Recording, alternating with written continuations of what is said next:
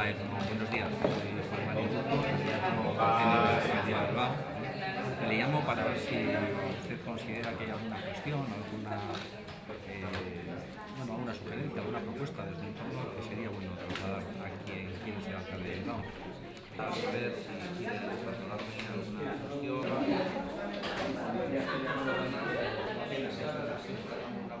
un buen servicio.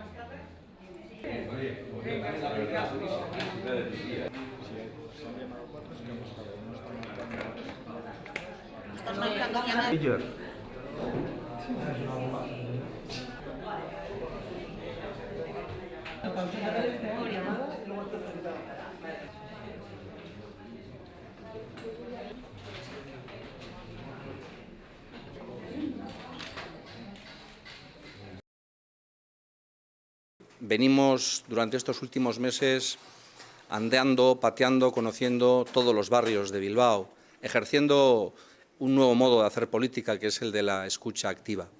Para nosotros la ciudadanía es importante, el eje más importante de nuestra acción política van a ser las personas. Si las personas son importantes, escuchar a ellas debe ser la mejor manera de hacer política.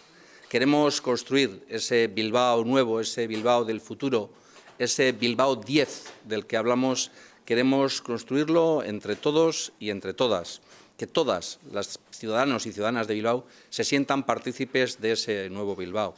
En definitiva, queremos conocer la opinión de la ciudadanía, queremos conocerles y también queremos que nos conozcan y que sepan que somos de fiar, que somos serios, que somos cercanos y que lo que ellos piensan, lo que ellas piensan, a nosotros nos importa. Eso no quiere decir que todo vaya a ser posible, pero si escuchamos a la gente, seguro que con responsabilidad y capacidad de trabajo somos capaces de llevar muchos proyectos adelante y, en definitiva, mejorar la calidad de vida de las personas, que es lo que da sentido a la actividad política.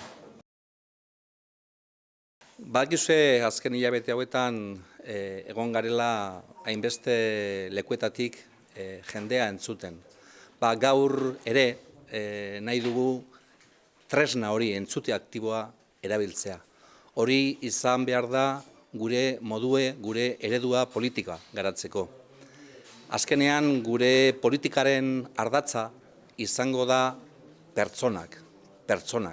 Eta pertsonak importanteak badira, beraiei entzun nahi diegu, eta hori egiteko gaur erabili dugu call center hau.